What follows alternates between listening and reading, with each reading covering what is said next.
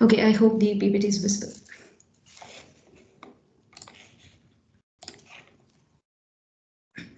So we'll just go through quickly about where we stopped in the previous lecture class. So the last topic that we were discussing about was tracking using linear dynamic models with Kelvin filters. We just had a quick introduction about this particular tracking method. So first we saw what do you mean by state of an object. So when you say a state of a moving object, that could mean its position or velocity or acceleration, etc. Some characteristics of the object which indicates that it's moving, right? So that's called as the state of the object. And you have another term which is called as the measurements. So measurements basically means what is the change in the particular state. Okay, that is what is being measured. It should be some measurable quantity which can indicate by how much the change of state has happened, and that is what you call as measurements. And measurements can also be referred to as observations, or you can say that observations are basically the actual measurements of the state, including some noise that may creep in while doing the measurement. So these are two terms. Another term that you have is dynamics. So dynamics is the information about the motion of the object. Okay, that is called as the dynamics model. So in this particular tracking method, what we do is we try to incorporate some prior information that we already know about the moving object, and that is called as a dynamic model. So we use this dynamic model and that information in order to track that particular movement of that particular object. And for this, we make use of the probabilistic theory. We try to express this in terms of a probability, where we say that if x is the state vector or the state of the object, and y are the observations that we make, then we can say that the tracking problem is equivalent to trying to find out what is the probability of the state of the object in the current frame, okay, given the observations that we have obtained so far, okay, that is from the initial frame till the current frame. Now it could be just the previous observation, or it could be all the observations. So all that would depend upon what is the type of method or step that we are trying to do. But in general, we can say that tracking can be reformulated as a probabilistic model, where we say we are trying to find out what is the probability of the state of the object given the observations or the measurements that we make regarding the state. And we saw some properties. Okay, so this is the same thing that we discussed earlier. Now, as far as your course is concerned, we'll be dealing with only those dynamic models and measurement models where it is linear in nature. We won't be going through the non-linear dynamics model, only the linear dynamic model. Okay. So again, as I said, tracking, it can also be called as a filtering method or a state estimation method. State estimation because we are basically trying to estimate the state, or we are trying to estimate what is the probability of xk. So in general, we can write the representation as p of xk given y0 till yk, which means we are trying to find out what is the probability of the state of the object in the kth frame given all the observations. So y stands for the observations from the 0th frame to the kth frame. Okay, so this is where we stopped in the previous class. So as I said earlier, what we are trying to do is we are trying to find out what is the probability of the state of the object given the previous observations, right? So instead of trying to directly find out that particular problem or that particular probability, what we do is we can try to convert that, or we can try to express that into three different stages or three different problems here. The first stage that you can call is the prediction. Okay, so in the prediction, what you do is, this is the formula for the prediction. We try to find out what is the probability of xi given y0, where y0 has the measurements from y0 to yi minus 1. So what that means is, we are y0 is equal to y0 to yi minus 1 is equal to yi minus 1, right? So what this means is, we are trying to find out what is the probability of the state of the object in the ith frame, okay, given all the observations from the initial frame y0 till yi minus 1, that is till the previous frame. So in this case, we are not looking at all the measurements, the measurement in the current frame. We are only looking through all the measurements till the previous frame and then trying to measure. So like for example, let's say you have different frames here, right? And let's say this is the current frame that we are we are dealing with, right, or we are working on, and let us call this the ith frame. So this is going to be I minus 1, just the previous frame, and this is going to be I is equal to 0, which is the initial frame, that is the initial frame for the starting video sequence, right? So here what the prediction model does is, or how we can define the prediction model is, we are trying to find out what is the state of the object. So let us say the state that we're considering is, let's say, position of the object. Then what is the position of the object? What is the state of the object in the current frame that we are considering? So in order to find out that state of the object or the position of the object, what we do is, or the information that we require, or the prior information that we make use of is, we try to find out what was the observations or measurements we made for all the previous frames. Okay, so from the 0, the initial frame, till the I minus 1, that is the previous frame, what are all the measurements that we've taken that would be used for predicting what would be the position of the object in the current frame. Okay, so that is what you call as the prediction model. Then data association, we'll see what is data association later. So data association basically means that you're trying to associate the different data, or we are trying to associate what is the information regarding the object which is available to us in order to help us with finding the probability of the state of the object. So we'll go through this step later. Okay, now coming to the correction stage. So in the correction stage, what we say is, correction is defined by this equation here, or this representation here. What this means is, you're trying to find out p of xi given y naught is equal to y naught till yi is equal to ya. So what that means is, we are trying to find out what is the probability of the state of the object in the ith frame, that is in the current frame, given all the observations from the 0th frame till the ith frame. So what is the difference between this and the prediction step is that, in the prediction step, you're looking at only the measurements till the previous frame and trying to predict what is the position of the object. In the case of correction, what we are doing is, we are taking all the observations, including the observation that we have in the ith frame, okay, and using that to find the position of the object. Okay, so here we also include the observation or measurement of the ith frame, that is the current frame, in order to find out what is p of xi.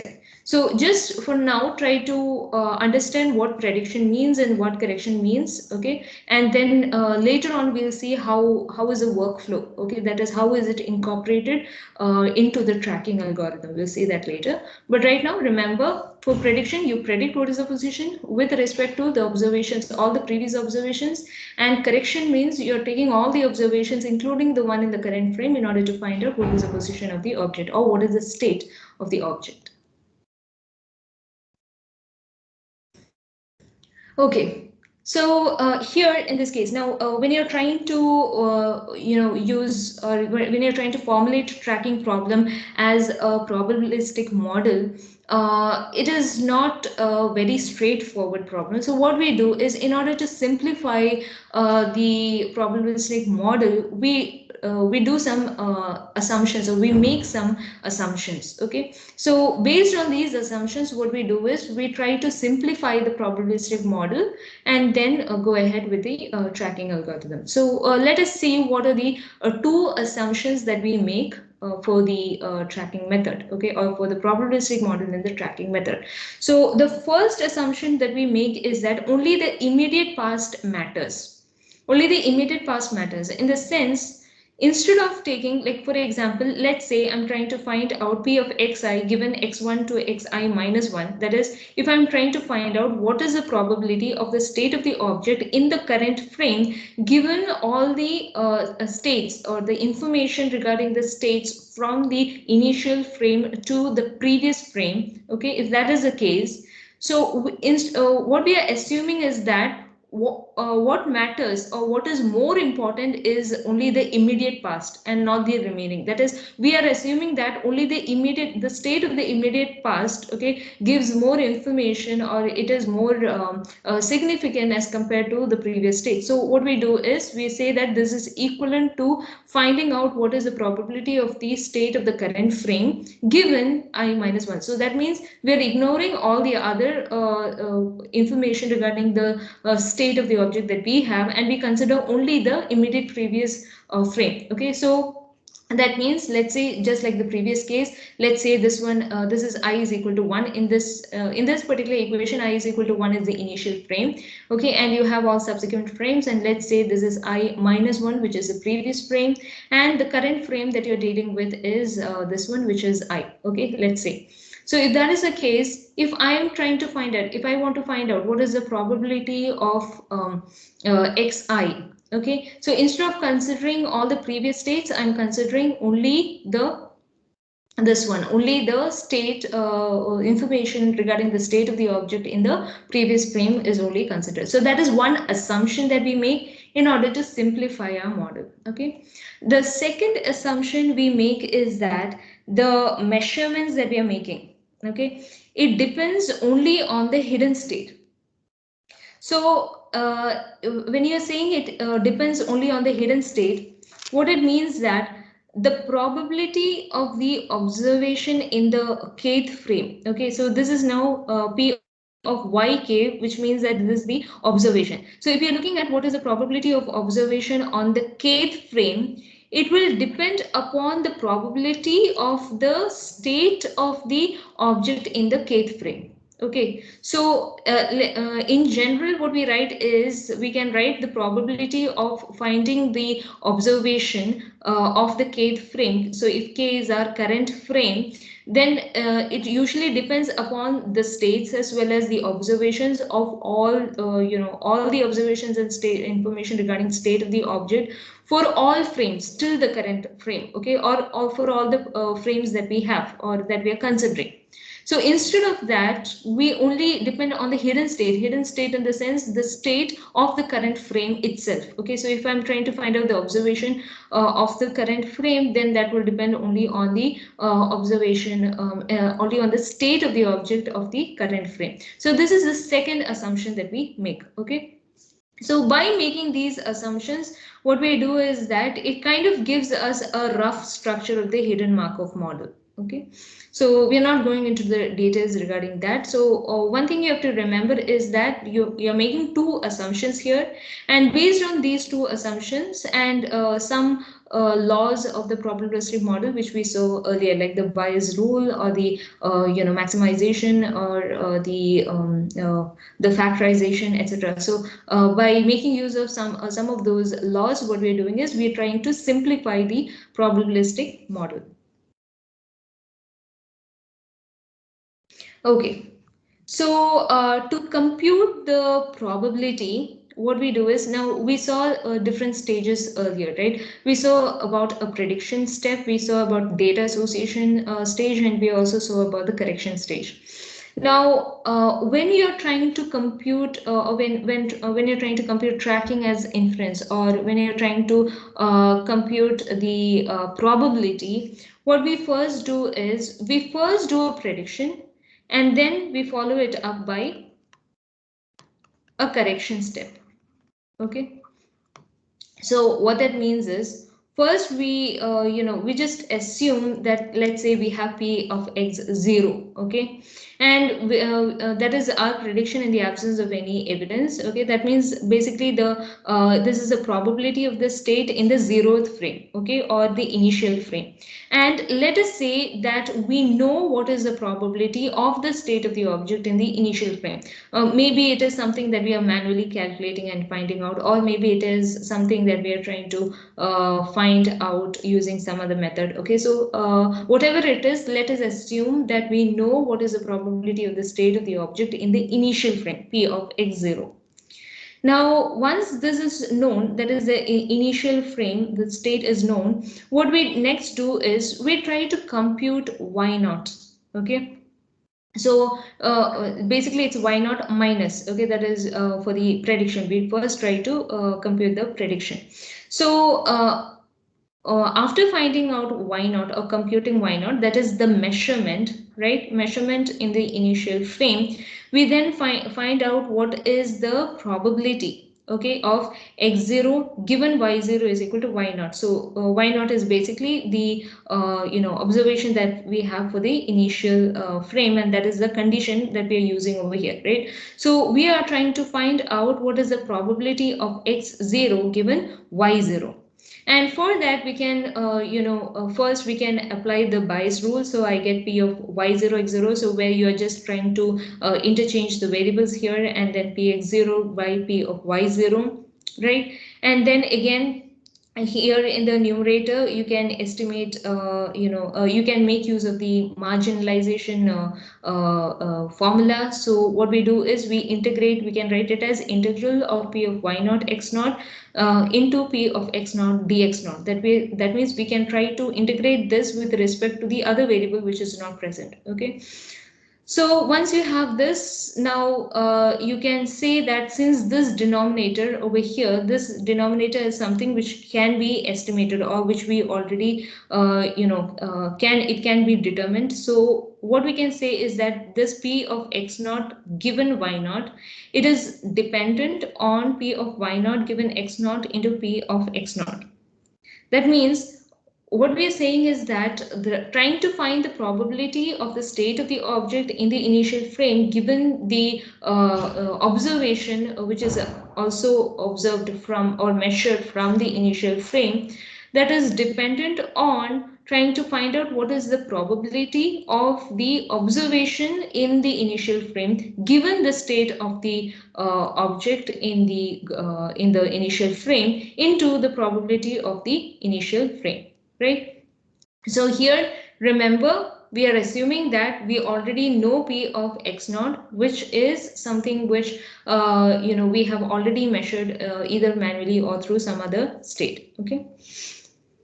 Now, so these are just some formulas. So what we are assuming here is that we are assuming that we have a representation of P of xi minus 1 given y naught till ya minus 1. That means we are trying to assume, yes. Yes, is there a doubt?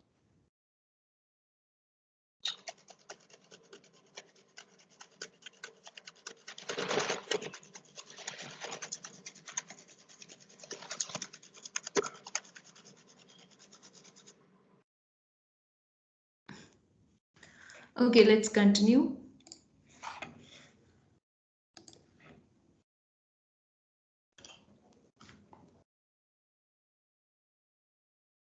Yeah, so what we are assuming here is that we have a representation of P of xi minus 1 given y naught to ya minus 1. That means we assume that we do know what is the probability for the previous frame. Okay, the probability of finding out what is the state of the object given all the observations till the previous frame. Okay, and from that we continue with the prediction and correction.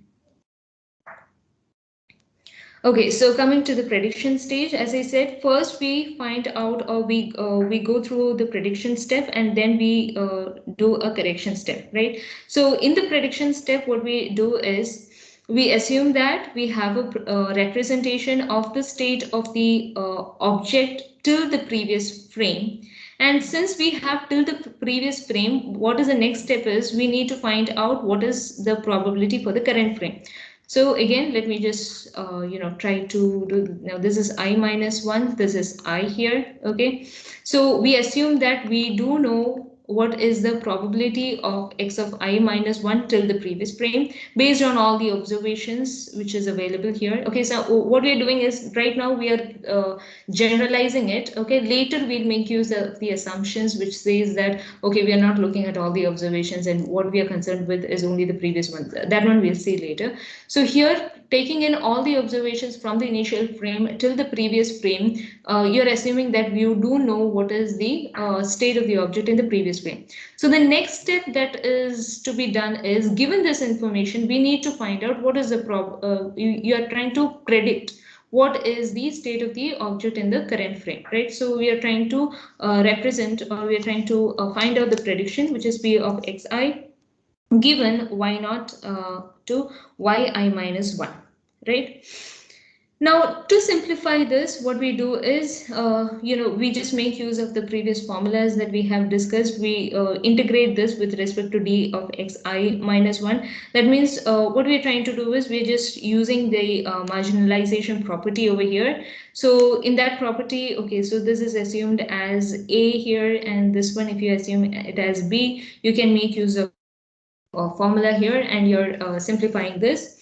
So on simplifying, so in the second step, what you do is, see here, this is xi minus, xi comma xi minus 1 here, okay? So that's a joint probability. From the joint probability, we're converting that into a conditional probability, where you say that you're trying to find out what is the probability of xi given xi minus 1. Okay, so you try to convert that using the Bayes rule here, and then we further simplify this, okay?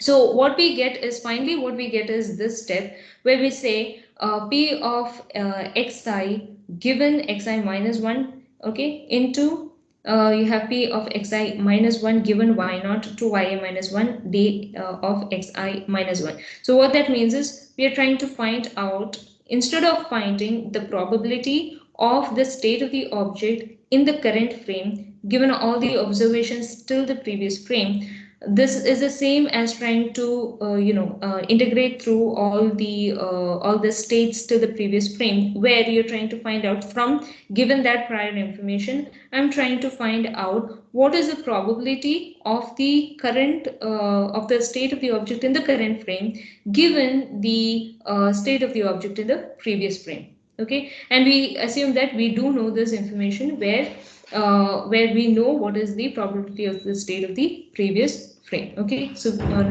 knowing this one, we're just trying to find out what is xi. So here, this is how what we're basically doing is we are trying to make the probability of finding the state of the object in the current frame, we are trying to make that probability dependent on just the previous one. Okay, so by doing this, how it helps is, we can kind of make it as an iterative process, where okay, let's say you know the information till here and you're trying to find out or predict the information here. Okay, and in the next step, when you have the next frame, this becomes your previous frame, and we know the information till here, and then we can find out this one, and so on. So instead of having to recalculate the whole thing, what we do is, from the information that we know till the previous frame, we try to predict for the next frame. Okay, so that is the basic idea over here. Okay, now next one is the correction stage. So once we have made the prediction, as said earlier, in the prediction, what we know is, we know the previous, till the previous frame, what is the state of the object, and we are trying to predict what is the state of the object in the current frame, right? We are trying to predict xi here, right? Now, in the correction step, what we do is, the difference in the correction step is that here you make use of all the observations from the initial frame, including the observation which is also taken from the current frame. Okay, that is the difference between prediction and correction, right?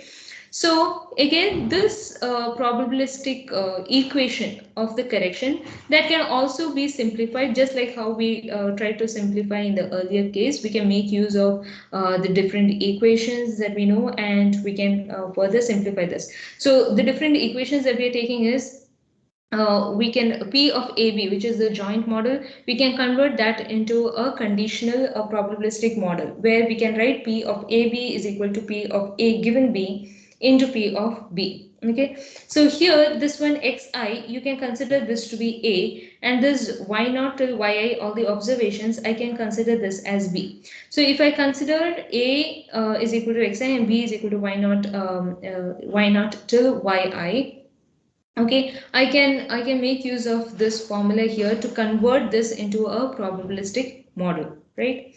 And then I further proceed. So after simplifying with all the equations, the marginalization, the bias rule, etc., you'll get this equation here. Just like in the previous case, you'll get p of yi given xi. That means I'm trying to find out what is the probability of the observation in the correct frame given the state in the current frame. Okay, so the observation in the current frame is determined with respect to, or it is dependent on the state of the current frame, and we are multiplying that with p of xi given y naught till yi minus 1. That is the probability of xi given y naught till yi minus 1. This is basically the prediction step that we have, right? Because the observations that you're considering is from the initial frame till the previous frame. So this is that prediction step, and divided by, this is the marginalization equation which you have, right? Again, this p of xi given y naught is to yi minus 1 is basically the prediction step, okay? And this is also, again, we are trying to say, or you're trying to find out what is the probability of yi with respect to the state of the current frame itself. So this is the simplified equation for the correction step. So in this case also, what we can do is, by expressing it in this form, we'll be able to convert that into an iterative process. And we'll see that details of how it is done later. Okay, so in the previous slides, what we saw is, we saw the equations of the probability models for the prediction and the correction, right? And those were general equations. That means we did not assume any specific distribution. We did not give any specific assumptions for the PDF, for the probability density functions of that particular probability distribution, okay? Now, if we assume that, so earlier we said that, okay, we are considering only dynamic models which are linear in nature, right? So if you assume that we are dealing with only linear dynamic models or linear measurement models, then in that case, if it is linear, then we can assume that the distribution that we have is Gaussian, okay? So if you consider it to be linear, and then we can say that the distribution is Gaussian, then what happens is it will further help to simplify the equations that we have. So if it is a Gaussian distribution, then that means that distribution can be represented using only two variables, okay, which is basically we can calculate with the mean and the covariance. So if we know the mean of the distribution and the covariance of the distribution, then by using these two parameters, we can actually represent the whole distribution here, okay, the Gaussian distribution. So we'll see how we can make this assumption, and we can try to incorporate that into the equations as well as the tracking algorithm. Okay. So so to summarize here, what we try to find out is, we are trying to find out what is the probability of the state of the object in the current frame given all the observations from y0 till yk, if we are considering the kth frame, okay? And what we were telling is that instead of directly trying to find that out, we take two different steps, which is the prediction step and the correction step, where in the prediction step you're trying to predict what is the position or what is the state of the object in the current frame depending on all the previous observations that you have. And after the prediction, we try to correct it or update it by also considering what is the observation in the current state itself. And then we kind of model this, or we try to formulate this like an iterative process. Okay, for iterative process where each iteration is done for, or each iteration indicates each frame, each image frame of that full video sequence. And then we also saw that if we are trying to assume that the dynamic model and measurements are linear, then we can say that the measurement, the distribution is basically Gaussian. Okay, so here and now let's just see how we can represent the linear dynamic model. Okay, so as I said earlier, dynamic model means we are trying to incorporate some motion information of the object. And by making use of this motion information of the object, the prior information that we have, we are trying to we are trying to track the motion of the object. Okay, now we also saw that we assume that it's a linear model that we are considering. Now what we'll see is we'll just see some simple linear dynamic models. Okay, so if we assume, let's say we are assuming that the object is moving with some constant velocity, or let's say some constant acceleration, etc., then in that case we can say that the dynamic model is linear, because the velocity or acceleration, what is the state that we are considering, is being constant. Okay, in such cases we can say the linear dynamic model is it is linear in nature. So let us say, we are considering a probabilistic model, where a simple dynamic model with only one dimension. So let me assume that the one dimension that I'm considering could be maybe the velocity, or it could be the acceleration. So if it's one dimension, let's say it's a constant velocity or a constant acceleration. In that case, as I said earlier, we can assume this to be a Gaussian distribution, okay, or n which stands for the normal distribution, and the parameters being mu and v, where mu is the mean and v is the covariance. So you can have different different types of representations for this. Okay, so here instead of v, I can also write it as sigma here to represent the covariance. Okay, so here now the dynamic model in general, when we write, I can write this as the dynamic model can be computed in this way, where this is the equation for xi and this is the equation for yi. That means this is the equation for representing what is the state vector in the current frame. Okay, and this is the observation in the current frame. So how I get this equation is, I can write it as xi, that is the state vector in the current frame, is computed as a normal distribution with mean is equal to di into xi minus 1. Okay, that means it is di being some multiplication factor that you have, into xi minus 1 is the state of the previous frame. So that means the mean here is calculated by multiplying the previous state vector with some matrix here.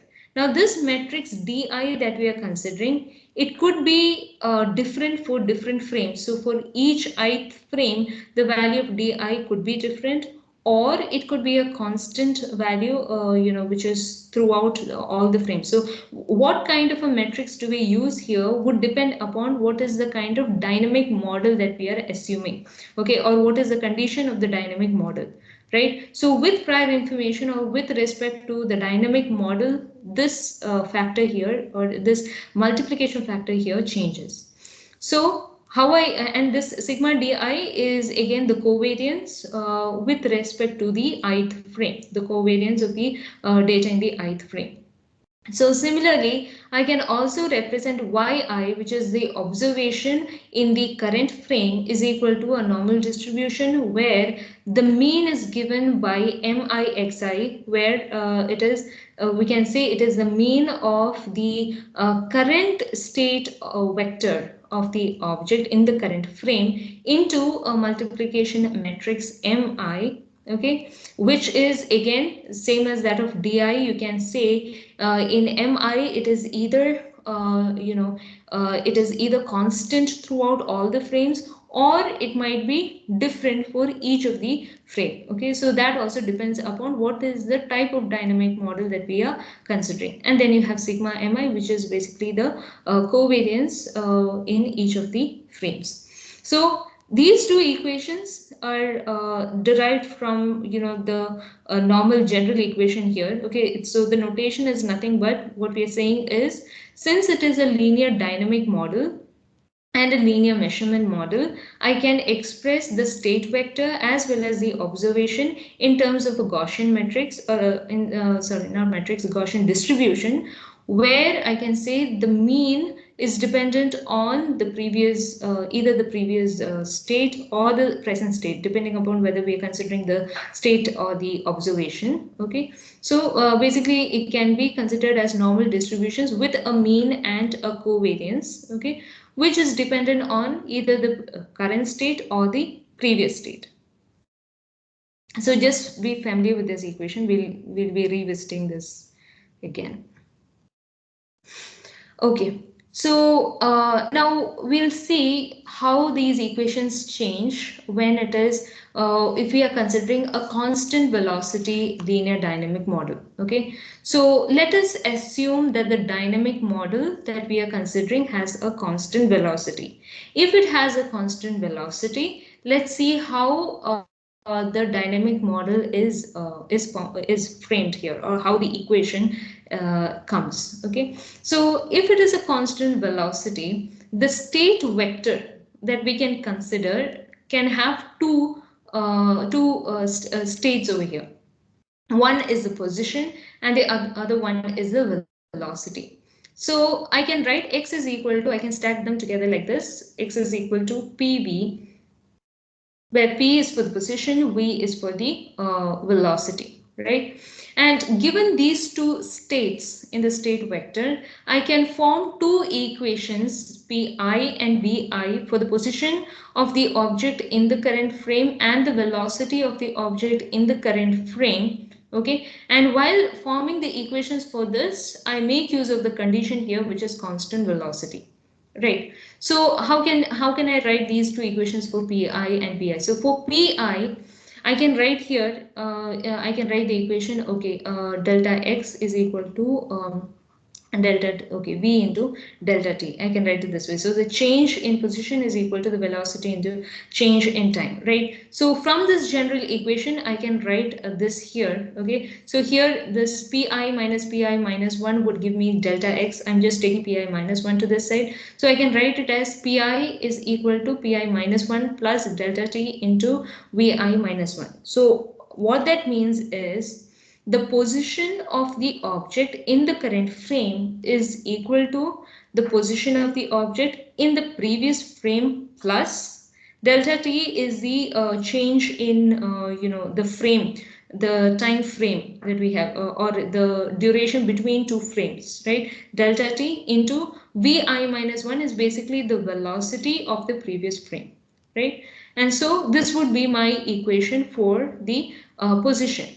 Now, same way for if I'm trying to find out a formula for calculating or computing the velocity of the current frame, I know that I'm considering a constant velocity model. So since it's a constant velocity model, what that means is, in every frame of the video sequence, the velocity remains constant. So that means vi is equal to vi minus 1. It would be the same velocity as that of the previous frame. Okay, so now that I've got, I've formulated, or I tried to find a formula in order to compute the position of the object as well as velocity of the object. Now what I can do is, I can represent using these equations over here, right? And knowing the state variables here, I can write equations to represent the dynamic model. Okay, so I find an equation for xi and I find an equation for yi. So for xi, as we already saw earlier, xi is equal to n of di xi minus 1 and sigma di, right? So here, now as I said earlier, again, di and mi here, these both are matrices which are dependent on what is the type of dynamic model that we are assuming, right? And what we are assuming is a constant velocity, and since it's a constant velocity model, these two are the equations. So in order to get these two equations, the di matrix should be written in this form. Only if I write di is equal to id stands for the identity matrix. Okay, so an identity matrix, then delta t into id, 0 and id. If I take di is equal to this matrix here, then on multiplying it with xi minus 1, what I get would be these equations here. That is, let's say I'm taking di into, I'm taking xi minus 1. So xi minus 1 is basically, I can write it as xi is pi and bi. So xi minus 1 would be pi minus 1 here and bi minus 1 here, right?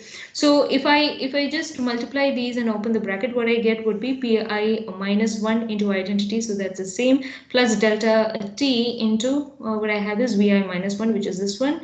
And for the second one, when I open the bracket, what I get would be this term would be 0 and the next one is vi minus 1, so I get this. Okay, so di, we have, what we have done is we found out what is the matrix di such that the dynamic model that we are assuming, that is the constant velocity model, equations are satisfied. So you have now computed what should be di. Similarly, we can also compute and find out what is mi. So mi is what that comes with trying to find out what is the observation in the ith frame. I know that the observation of the ith frame can be assumed to be a normal distribution with mean given by mi xi and the covariance given by sigma mi. So if the mean here is equal to mi xi being the observation in the current frame here, mi is as I said earlier, again a matrix, right, which is dependent on the dynamic model. So in this dynamic model, the observation that we make, okay, now let's discuss what could be the observations that we make, right?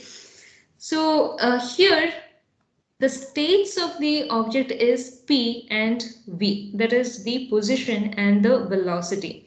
Okay, those are the states of the object. But when you're making a measurement, okay, or an observation, you need not measure both position as well as velocity. Okay, or whatever states are present in the object, we need not calculate all the states of the measurements for all the changes in the states of the object. Okay, we only need to calculate those which are kind of independent. Okay, in the sense, if something, if some quantity can be derived from the other one, then that need not be measured separately. Okay, so that means here, if I just try to measure the position of the object alone, that is sufficient, because vi is something, or the velocity is something that can be easily determined from the position of the object.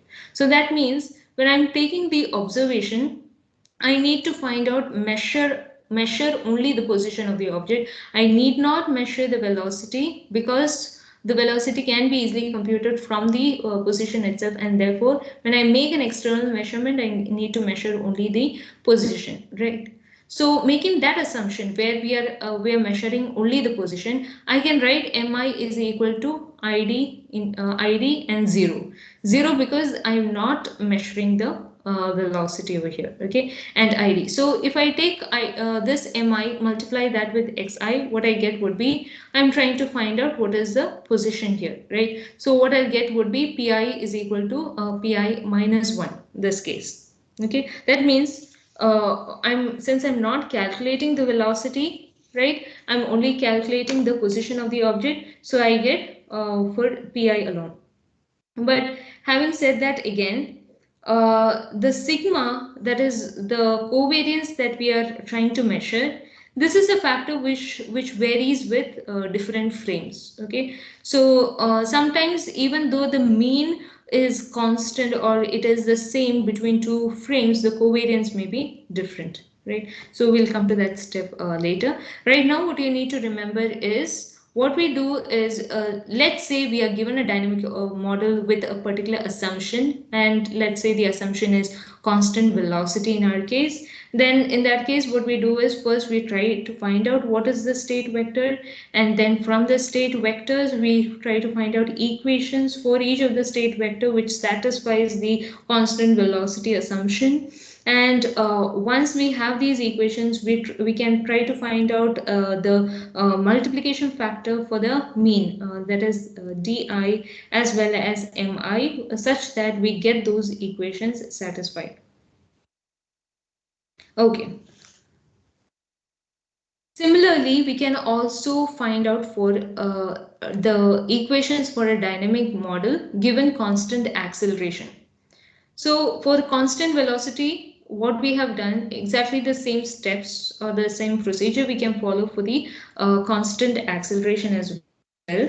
So for the constant acceleration, what we need to remember is that we now have three states for the object. That is, we have the position of the object, the velocity of the object, and the acceleration of the object. So there will be three states which are associated with the object. Okay, state vectors which are associated with the object. Now for each of these state vectors, we can find out equations. Okay, so how we can write this is, now pi is equal to pi minus 1 plus delta t vi minus 1. Again, vi is equal to vi minus 1 plus delta t am minus 1. Okay, so since we have the acceleration there, and we are assuming a constant acceleration, so since it's a constant acceleration, I can write ai is equal to ai minus 1. Okay, this is the same as that of the previous frame. And now in order to satisfy these two equations here, okay, or these two assumptions of the normal distribution, what we do is we can, for di, you can write the matrix like this, right? Di is equal to id delta t id 0. So here, since you do not have an acceleration term here, and this is the same as this, so that means what I'm doing here is, this is, if I multiply it with xi minus 1, which is given by pi minus 1, vi minus 1, and ai minus 1, if I multiply these two, I would be getting these three equations. Okay. Now, similarly, if I want to find out for yi, okay, the model for yi, and I want to find out what is the equation for mi. Just like the previous case, we can find out here.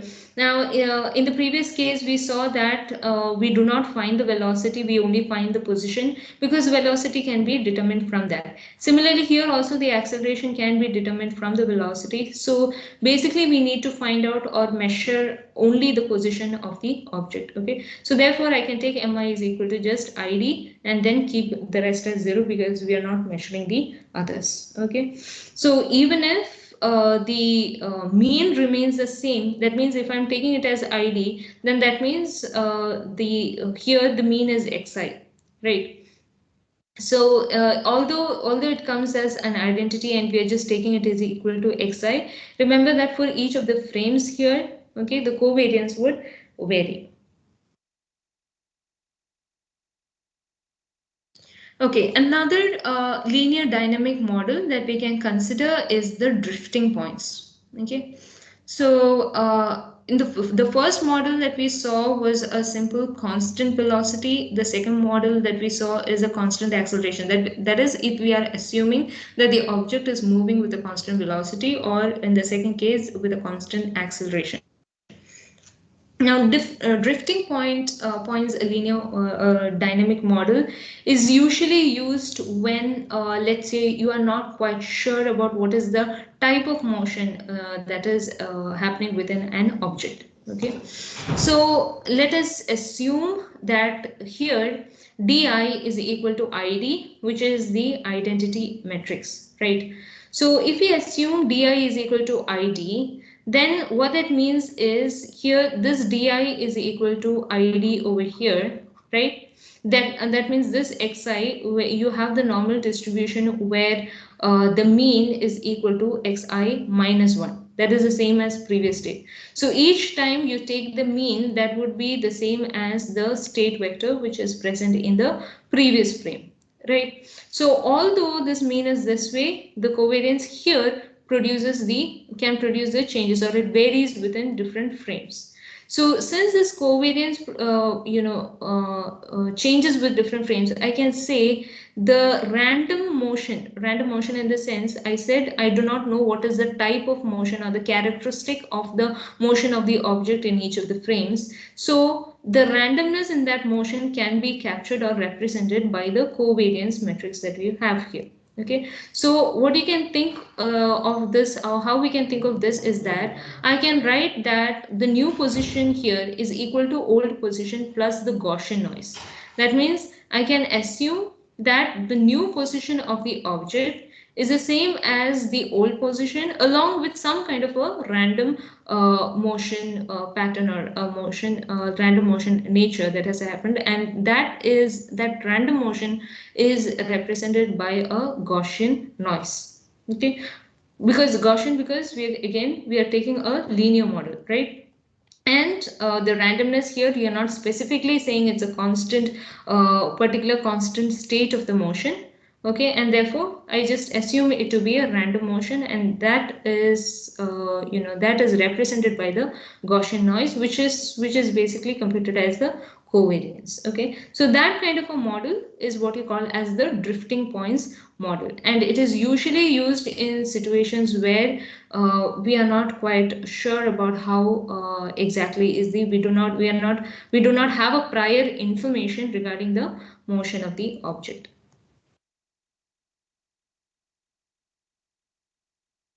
Okay, so right now what we have seen is we saw some dynamic models. We saw a constant velocity, constant acceleration, drifting points model.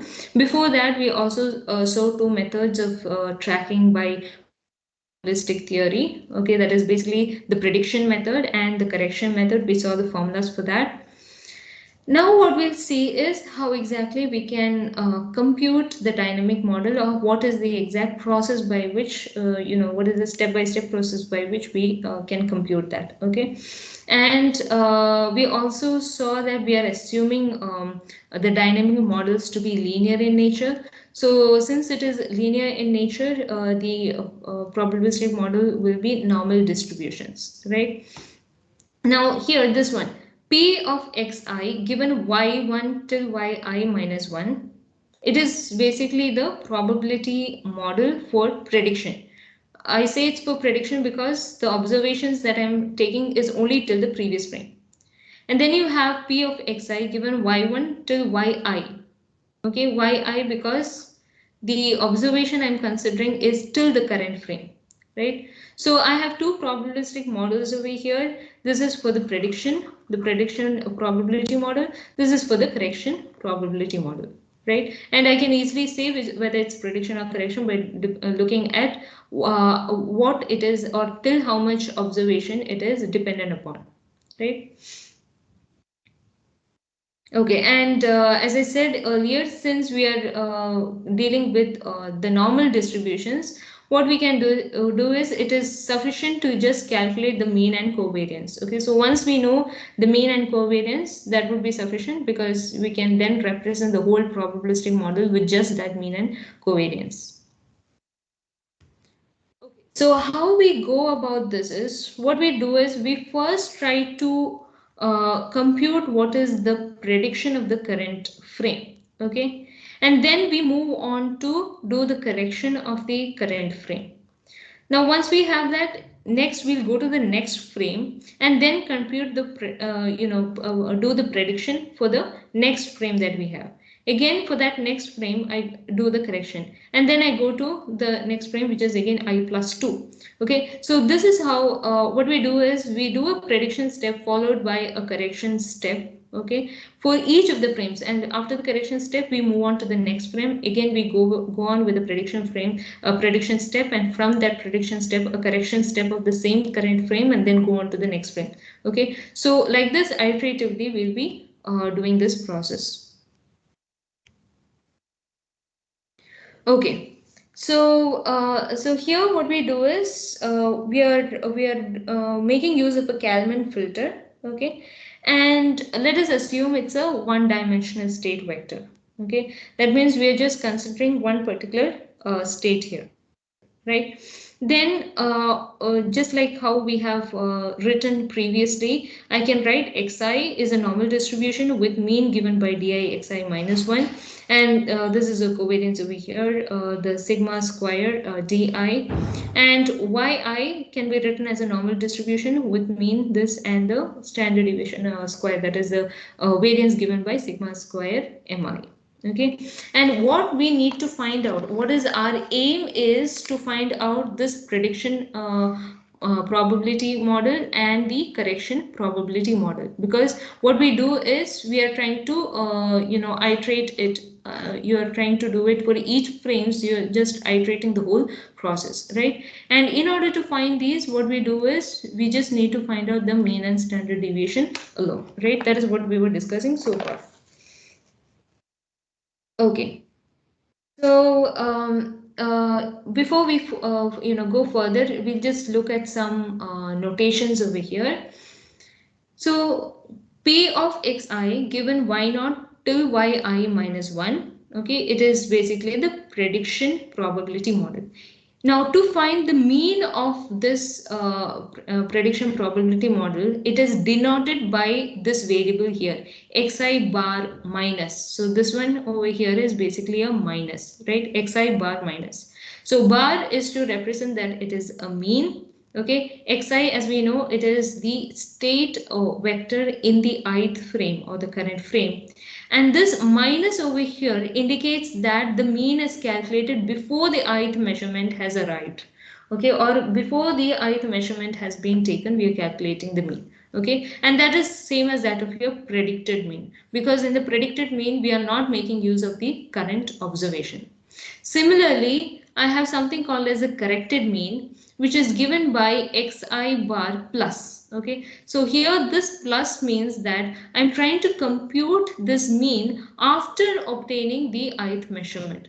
After obtaining the ith measurement means I'm also including the ith measurement in order to find the probability. And the mean of that probabilistic model is what you call as the corrected mean.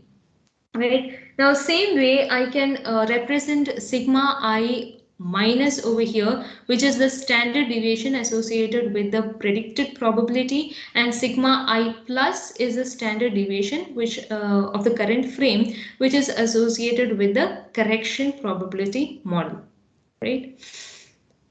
And here, as we have discussed earlier, what we are assuming is that for the previous frame, we already know what is the probability of xi minus 1. What is the probability of finding the state of the object till the previous frame is known. And from the current frame, we are trying to calculate the prediction followed by correction and so on. Right. So if I say I know what is the probability of xi minus 1, that is the state of the object in the previous frame, what I basically mean is I know what is xi minus 1 bar plus and what is sigma I minus 1 plus. Okay, so xi minus 1 bar plus means xi minus 1 is the state of the vector, I mean a state of the object in the previous frame, right? And this sigma is for the mean, right? So that means for the previous frame, so let me just try to draw this here. Okay, this is I minus 1 and this is I, which is my current frame, right? So for the previous frame I minus 1, I'm saying that I know what is xi minus 1 bar plus. That means I know what is the mean of the state vectors till this frame, okay? And it is from the correction step that I know. I know what is the corrected mean. I know what is the corrected mean of the previous state. And sigma I minus 1 plus. That means I know what is the corrected standard deviation.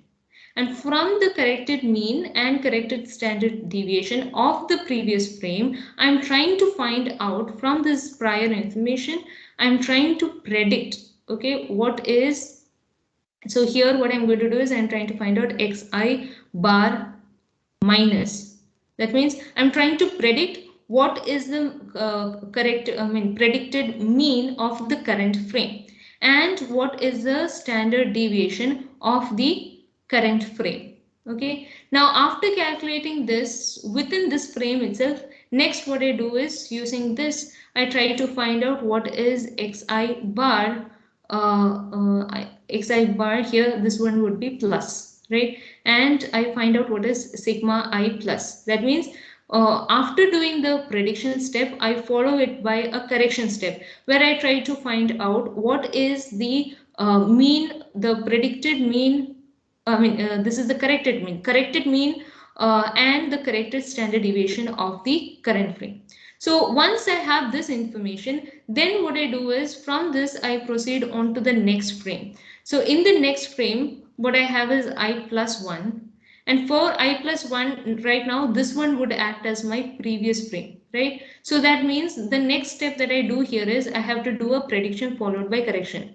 So for the prediction step, I will have xi plus 1 bar minus and sigma I plus 1 minus. That means I then try to find out what is the predicted mean and predicted standard deviation for the next frame. Okay, and this is done with the help of the prior information where I know that this is known, okay, and this is known from the previous step. So this is how the iterative process works when each and every frame, as and when each new frame comes, this process goes on. Okay, so yeah, so this is the same as which I was explaining right now. That means I do a prediction over here for the current frame and then followed by a correction step, and then again for the next frame I follow it up with a prediction step. So for each of these steps, what we see is that it is dependent on what is the information that has been calculated in the previous frame.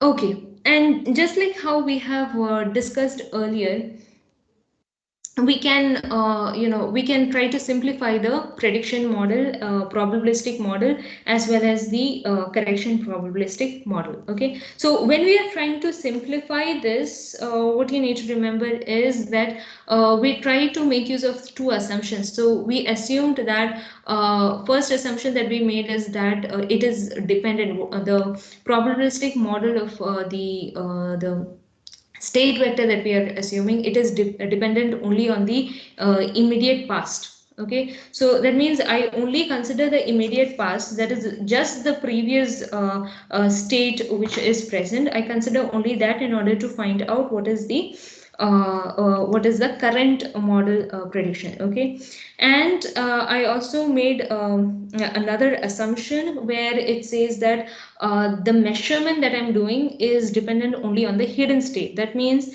the observation of the current frame, okay, is dependent only on the state of the object in the current frame, right?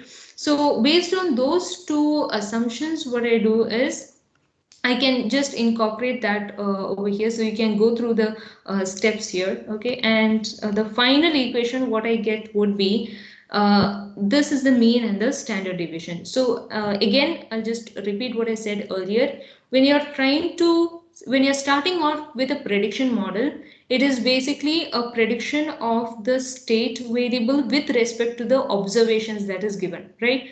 But when you're considering a linear dynamic model, we can consider that as a normal probability or distribution, probability density distribution. And therefore, instead of calculating the whole probability as such, I can simply calculate the mean and variance alone. So by calculating the mean and variance alone, what I do is representing that probabilistic model, be it the prediction or the correction. So in the case of prediction probabilistic model, after simplification, this is what I get. Okay, that means I can this xi bar minus stands for what is the mean, the predicted mean, right, for the current frame, right? So the predicted mean for the current frame is equal to the corrected mean of the previous frame into di.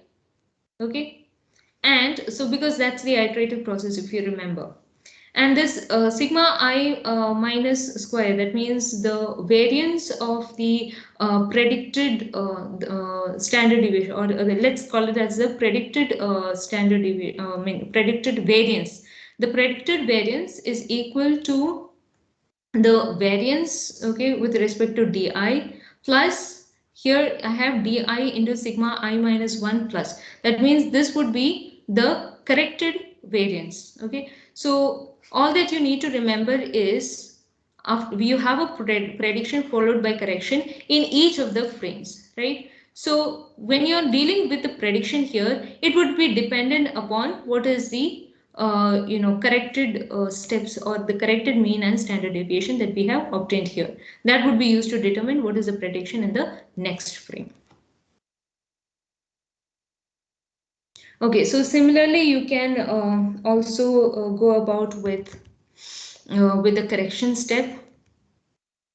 Okay, so here for the correction step also you can try to minimize the equations using the same assumptions of trying to say that only the immediate past matters, and that the present observation depends only on the present hidden model or a hidden state. Okay, and simplifying using the different laws, what you get is this is the equation for the correction, and this is the equation for the standard deviation. Okay, so we'll just try to summarize all that we have learned till now, right? So what we assumed is that the dynamic model for a one-dimensional state vector, okay, it is given by xi and yi. And we assume initial conditions are null. That is, we are assuming that x0 bar minus and sigma 0 minus, that is the mean and the standard deviation for the initial frames, are already known. Okay, so based on these assumptions, first thing what we do is we do a prediction. So in order to do the prediction, we already got the simplified expressions for that, where we can this prediction probabilistic model can be determined by just computing the mean and standard deviation using these formulas. And then after that, following the prediction, we go about with the correction step. And in the correction step, what we do is these are the formulas which we use to compute the corrected mean and corrected standard deviation. And once these are obtained, right, we can use these for the next state. So for the next state, when we go, these I would become I minus 1, right? And using these, what we'll do is again we'll predict for the next frame, and this goes on. So that is basically the Kalman filtering process for linear dynamic models. And so earlier what we discussed was we have this prediction step, we have the correction step, and what we did not discuss, the third step, is the data association. So data association, we'll just see what is data association.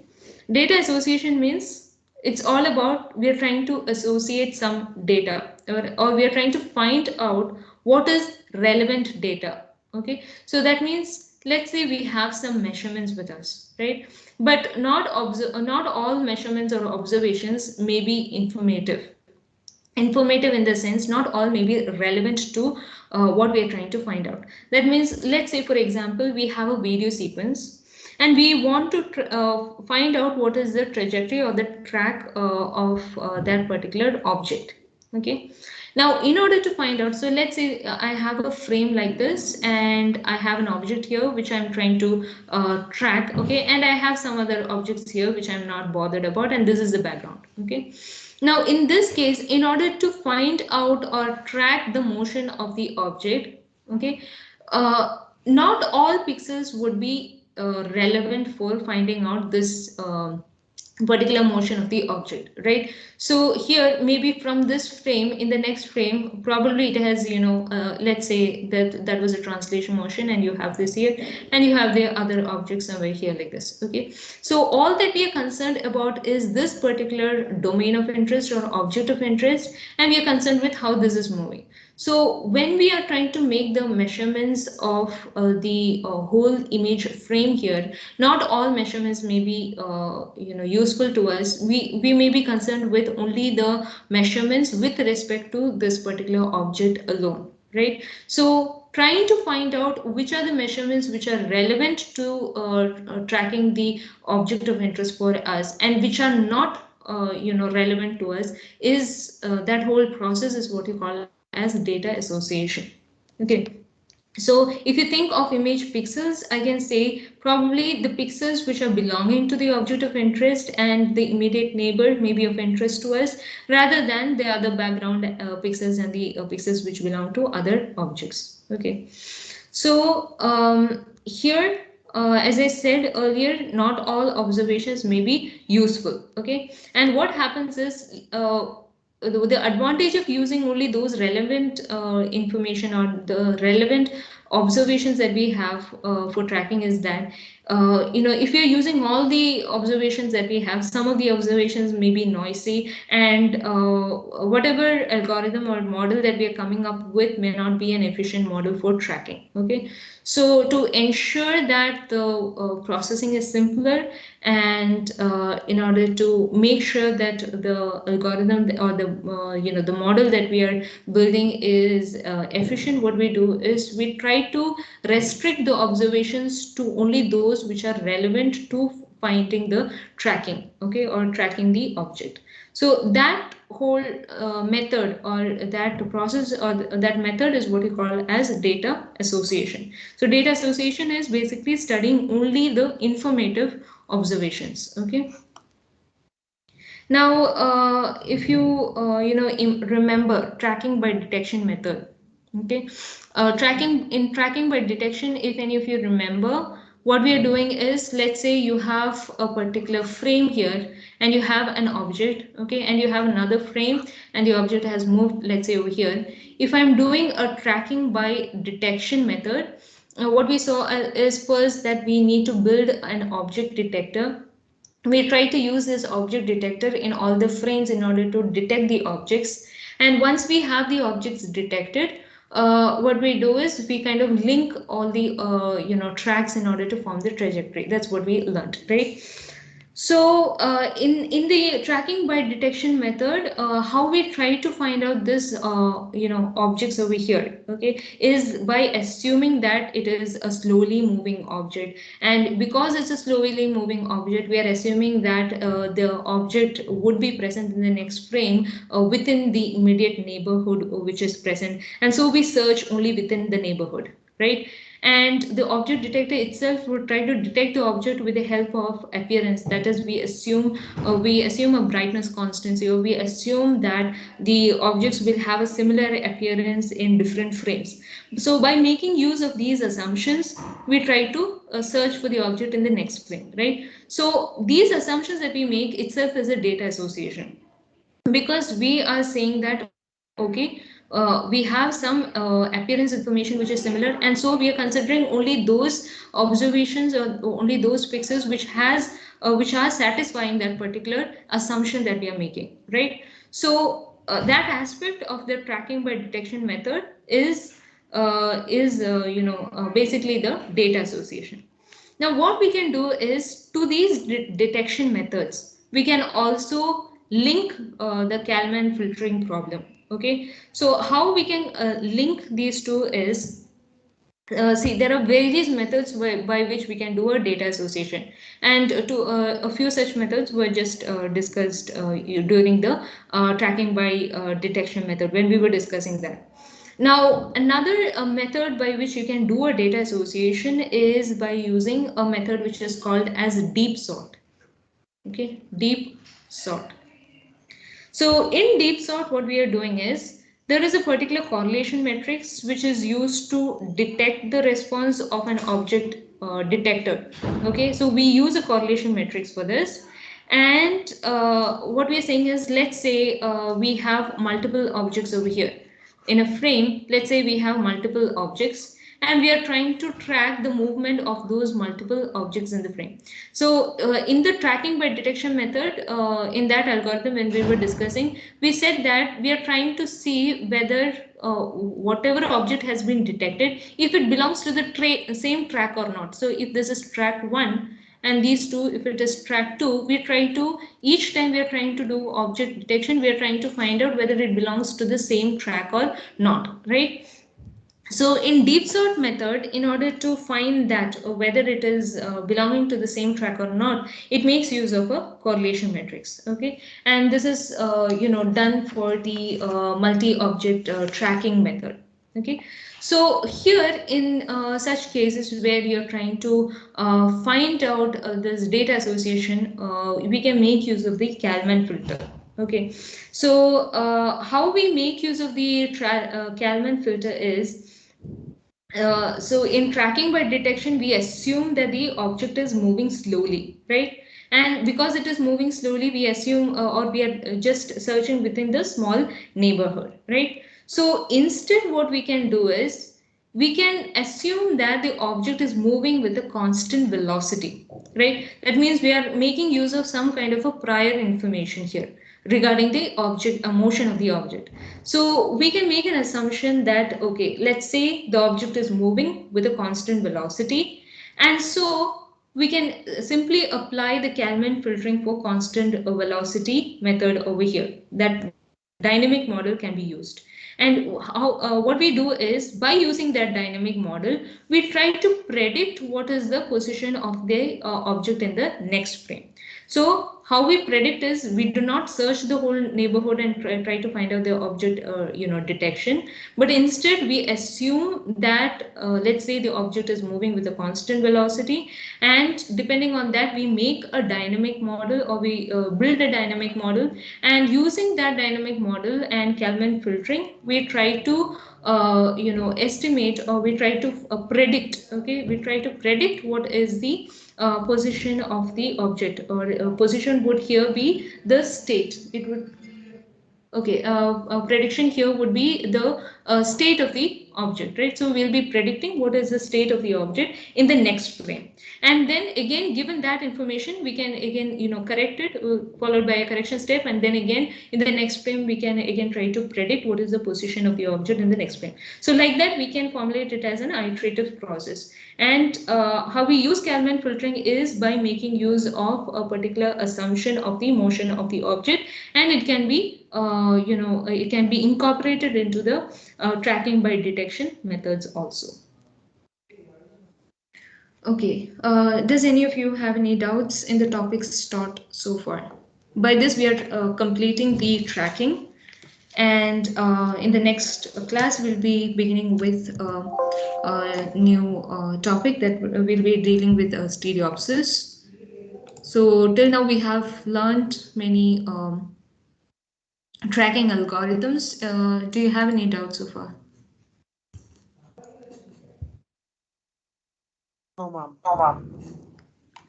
Okay, so what I'll do is I'll just launch the quiz right now.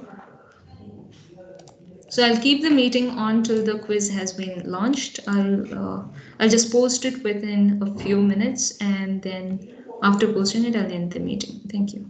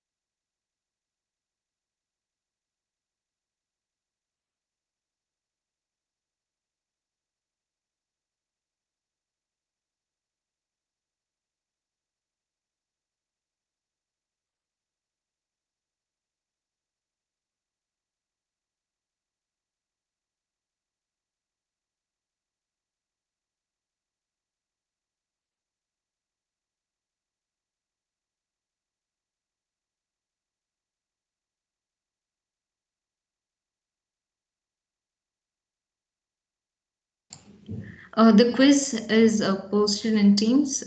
Please submit within 5 minutes, strictly within 5 minutes of posting. Thank you.